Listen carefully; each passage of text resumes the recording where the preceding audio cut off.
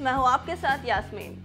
इन दिनों जहां एक तरफ 2019 चुनाव को लेकर माहौल गर्म है, तो वहीं दूसरी तरफ चुनाव से कुछ दिन पहले रिलीज होने वाली फिल्म पीएम मोदी की बायोपिक चर्चाओं में बनी हुई है।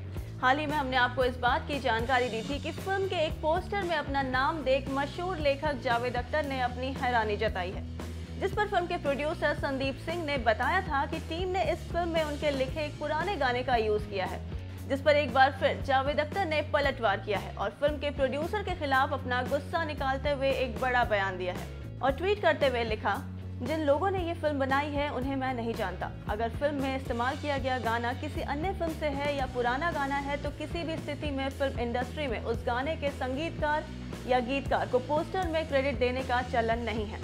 सिर्फ क्रेडिट टाइटल में आप उन्हें क्रेडिट देते हैं और साथ ही में ओरिजिनल फिल्म का टाइटल देते हैं।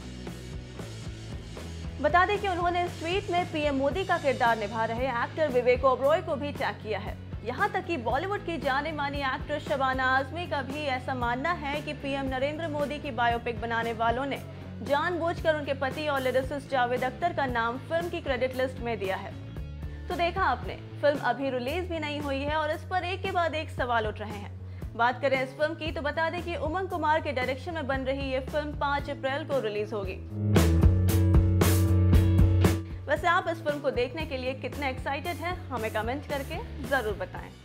एक चमत्कार है क्योंकि आपका पूरा नाम उनसे मिलता है जिनकी पूजा करते हैं श्री नरेंद्र मोदी, स्वामी विवेकानंद। और कमाल की बात यह है, शायद आप लोग जानते हैं कि विवेकानंद जी का असली नाम नरेंद्र है और अब आप नरेंद्र मोदी जी का रोल अदा कर रहे हैं। ये कैसी किस्मत है जो जिसने आप तीनों को जोड़ा है। सबसे पहले तो इसके बारे में कहिए कुछ। You think you are destined to play this role? Good evening, everyone. Thank you for being so patient. I think destiny it works in mysterious ways. आपको खुद जाके आपकी किस्मत मिल जाती है कहीं ना कहीं। मैं ये कहना चाहूँगा कि हम सब जितने लोग यहाँ हैं, मीडिया वाले, मैं, wherever we are in our lives, हम सब ने कहीं ना कहीं एक स्ट्रगल का फेज़ एक्सपीरियंस किया है, मैंने किया है। And हम सबको लगता है कि मेरी स्ट्रगल बहुत डिफ़िकल्ट रही। But during the process of playing this role, this character, अब मुझे ऐसा लगता है कि I don't have the right to say कि मैंने स्ट्रगल किया है। जो मैंने नरेंद्र मोदी जी की स्ट्रगल देखी है और with a smile and with a single-minded purpose of serving the nation जो उन्होंने अचीव किया है, उसके बाद मुझे लगता नहीं है कि मैं ये कह सकता हूँ कि मैंने स्ट्रगल किया।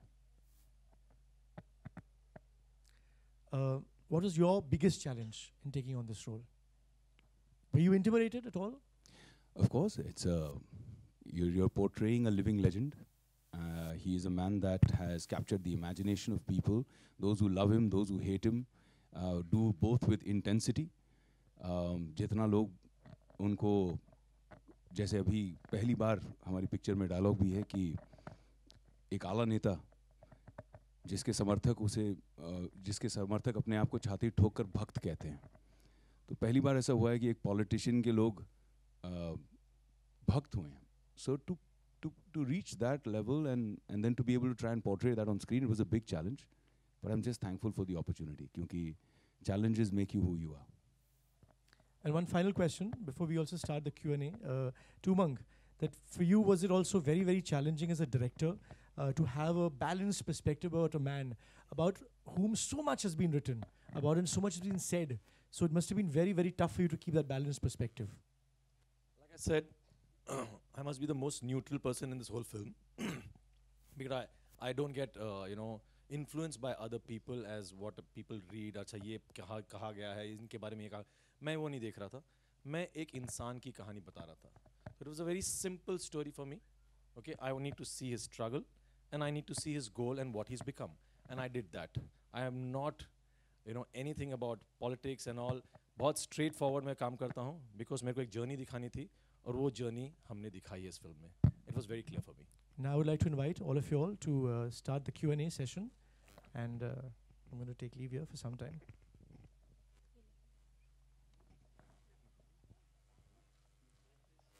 Mike, okay.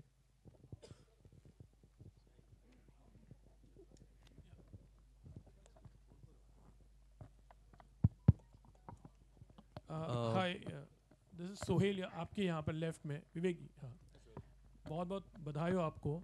Thank you. Looking fabulous, trailer also looks very fabulous. सबसे पहले तो यही अटायर में आने के लिए एक्चुअली किस तरह से आपने सोचा?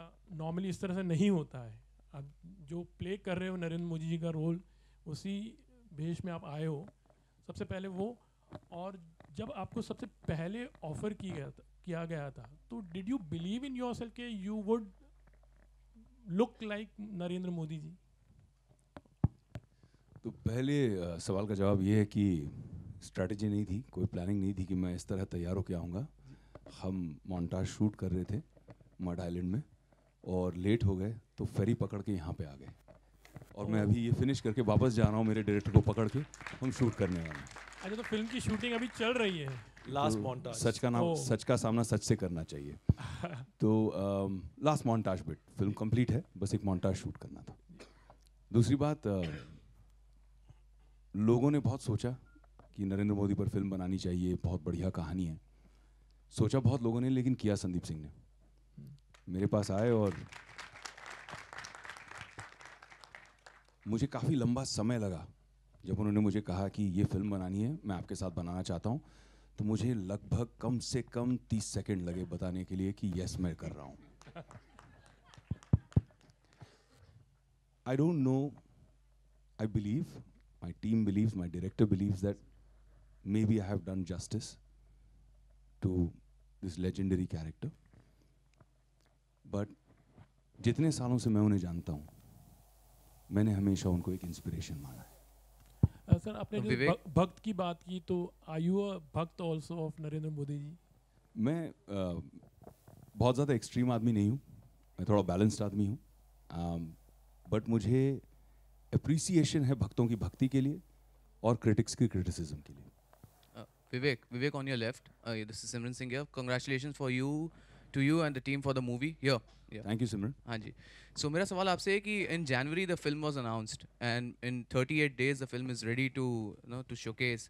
And in 38 days the film has been ready. So and it's releasing just a week before Lok Sabha election. So it's more than coincidence, isn't it?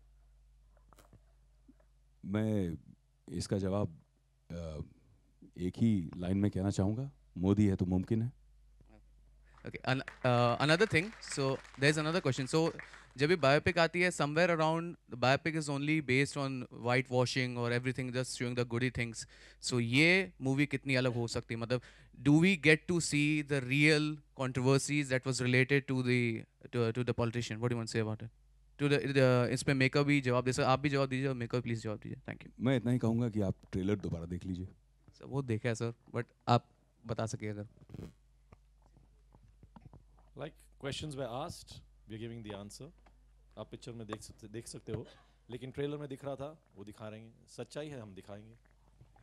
Hello Vivek sir, this is Ravi Gupta from Filmy Fever. आपके ठीक बीच में sir, Narendra Modi एक ऐसी शख्सियत है जो कहते हैं वो करते भी है, और मौजूदा दौर के काफ़ी लोकप्रिय प्रधानमंत्री है.